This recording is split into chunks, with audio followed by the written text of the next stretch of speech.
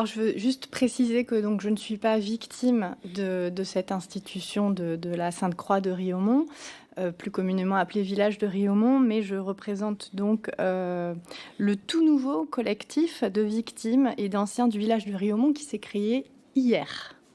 Ils ont donc une page Facebook et je souhaite juste lire une petite introduction pour préciser les choses, expliquer pourquoi ça date d'hier. Donc c'est un texte qu'ils ont écrit. Mesdames et messieurs les députés, l'Institut de la Sainte-Croix de Riaumont, par le biais d'une déclaration d'un article paru le mardi 18 mars dans La Voix du Nord, fait valoir qu'aucun collectif de victimes de Riaumont n'a été officiellement créé. Je précise par ailleurs que dans cet article, il est écrit aussi que le village et les moines du village de Riaumont ont essayé de faire pression sur votre commission pour que je ne sois pas présente aujourd'hui. Eh bien, soyez informés que c'est désormais le cas. Donc, il y a maintenant un collectif. Notre collectif vise à soutenir et défendre les droits des victimes de maltraitance et d'abus qui se sont produits dans cet établissement depuis sa création en 1960. Et par l'intermédiaire donc de moi-même, nous vous annonçons la création de ce collectif. Pour répondre à vos questions brièvement, le village d'enfants de Riaumont a été créé en 1960 par le père Albert Revet.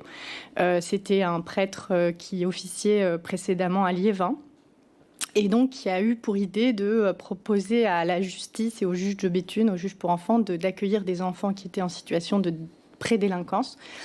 Et donc, il a ouvert ce lieu-là. C'était tout en haut d'une colline, un lieu extrêmement fermé, boisé, à Liévin, et qui n'était pas du tout construit.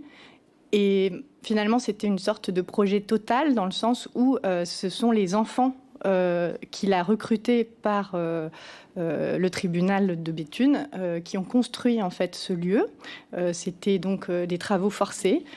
Les enfants étaient évidemment dès le départ extrêmement maltraités, chose qui était tout à fait assumée par le père Revet, puisque dans toutes les archives que j'ai pu compulser depuis que je travaille sur cette histoire, donc ça fait bien 6 ans maintenant, tout est consigné et assumé. Les sévices physiques étaient considéré comme quelque chose qui allait redresser des enfants qui étaient des enfants perdus, des mines, qui étaient dans des familles qui partaient à volo. Et donc, on leur proposait une prise en main idéologique, religieuse et donc physique. Donc, le père Revet assumait le fait d'embrasser les enfants sur la bouche. Le père Revet assumait d'enfermer les enfants au pain sec et à l'eau pendant 5 jours, nus dans des douches, frappés à coups de ceinturon côté boucle.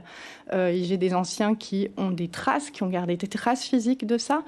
Les enfants, quand ils essayaient de fuguer, on les rasait et on leur mettait une croix au mercurochrome rouge sur la tête pour que toute la ville sache qu'ils avaient essayé de fuguer. Donc c'était comme une sorte de système carcéral, clairement. Et tout le monde le savait. Tout le monde était au courant de ce qui se passait dans ce lieu. Les enfants fréquentaient les écoles publiques de Riaumont. Les instituteurs voyaient l'état physique des enfants, puisqu'ils étaient en culotte courte, été comme hiver. Donc, tout était parfaitement visible. Je veux juste, pour finir le propos, dire que ça a duré de 1960 à 2019, qu'entre 1960 et 1982, c'était des enfants plutôt pauvres en prédélinquance qui étaient donc reçus à Riaumont. Donc la DAS a financé ce lieu pendant plus de 20 ans. Qu'en 82, quand Mitterrand a été élu, Robert Badinter a réussi quand même à faire fermer ce lieu à coups de lettres, notamment de personnes comme Simone Veil, qui a demandé la fermeture de ce lieu.